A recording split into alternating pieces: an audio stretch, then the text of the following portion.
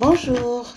Alors, aujourd'hui, j'ai décidé de faire une vidéo qui m'attache au cœur, puisque mes amis qui regardent les vidéos, bien sûr, savent que je suis une dévoreuse du développement personnel depuis 2012, je pense.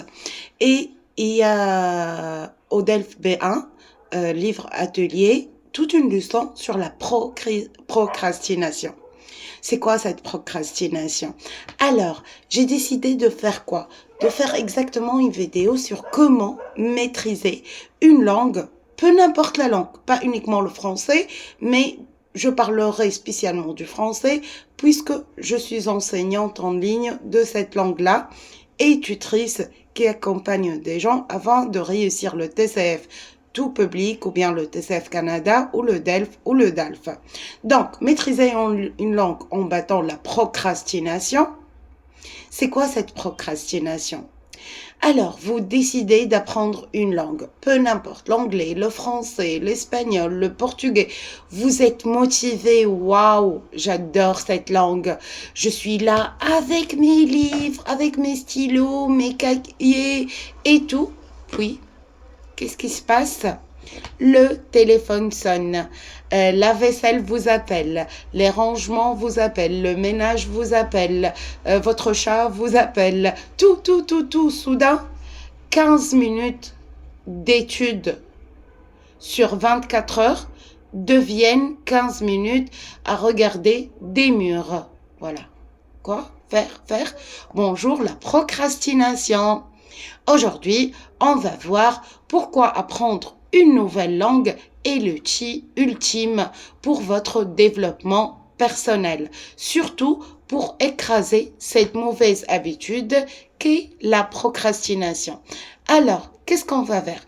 Le vrai enjeu de la procrastination, c'est qu'on vous remettez tout à plus tard. Votre session de 10 minutes, uniquement 10 minutes de vocabulaire, vous ne procrastinez pas sur le français ou la nouvelle langue, vous procrastinez sur le changement. Oui, sur le changement, malheureusement.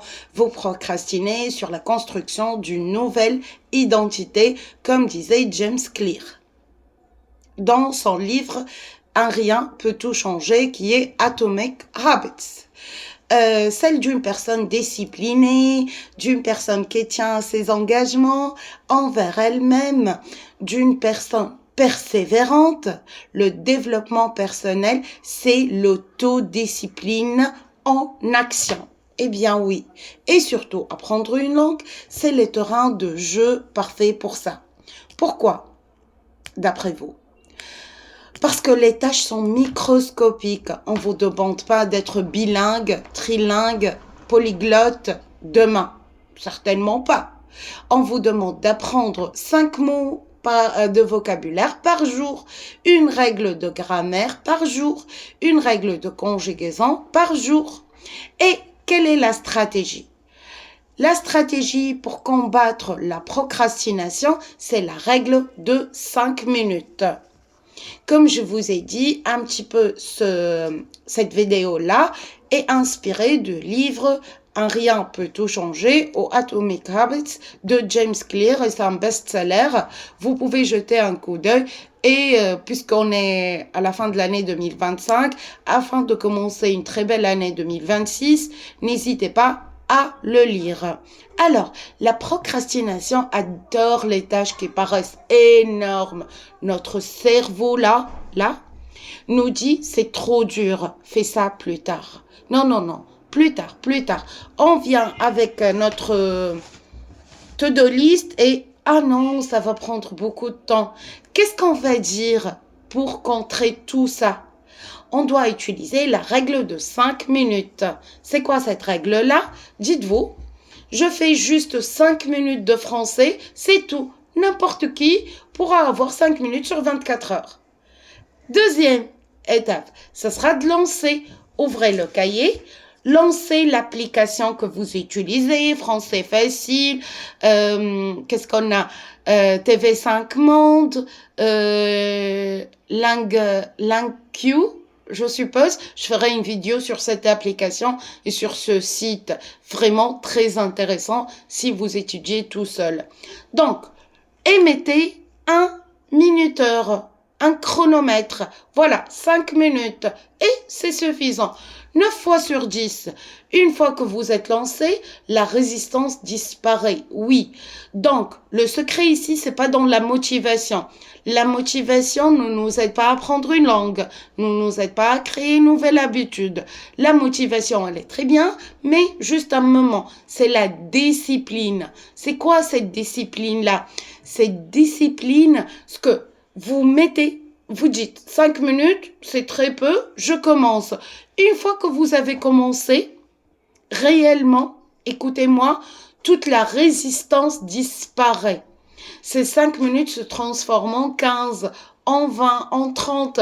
Je vais dire entre parenthèses, il a dit même, si tu veux lire un livre, juste ramène le livre et commence à lire une page. Et vois qu'est-ce qui se passe. Après, tu auras le deuxième, le troisième, le quatrième, le cinquième. Tu finiras un chapitre. Et ça sera votre victoire psychologique. Vous entraînez votre muscle, là, la cervelle, et vous entraînez de la discipline pour commencer, Et commencer est 90% du travail. Écoutez-moi.